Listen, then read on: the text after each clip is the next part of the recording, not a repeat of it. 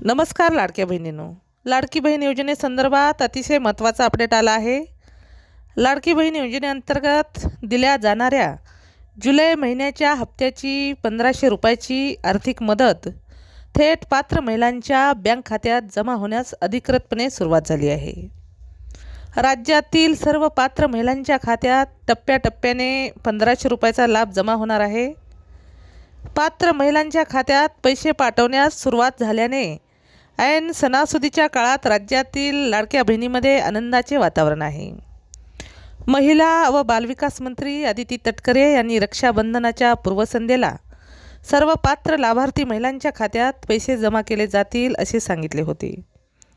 जुलै महिन्याचा हप्ता वेळेत देण्यासाठी सामाजिक न्याय विभागाअंतर्गत येणाऱ्या अनुसूचित जाती घटकातील पात्र महिलांसाठी राज्य सरकारने तब्बल 319 कोटी 53 लाख रुपयाचा निधी महिला व बालविकास विभागाकडे वर्ग केला आहे। योजनेच्या पडताळणीनंतर आता 1 कोटी 66 लाख बहिणी पात्र ठरल्या आहेत। 28 ऑगस्ट रोजी रक्षाबंधन आहे, त्यापूर्वी हा निधी वितरित करण्यासाठी हा निधी वर्ग केला आहे। पात्र लाभार्थींना महिन्याला 2500 कोटी रुपये निधी लागतो।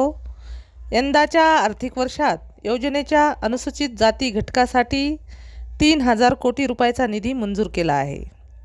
निधीचे वितरण आणि खर्च करताना संबंधित नियंत्रक अधिकाऱ्यांनी काटकसरीच्या उपाययोजनांचे पालन करणे आवश्यक आहे।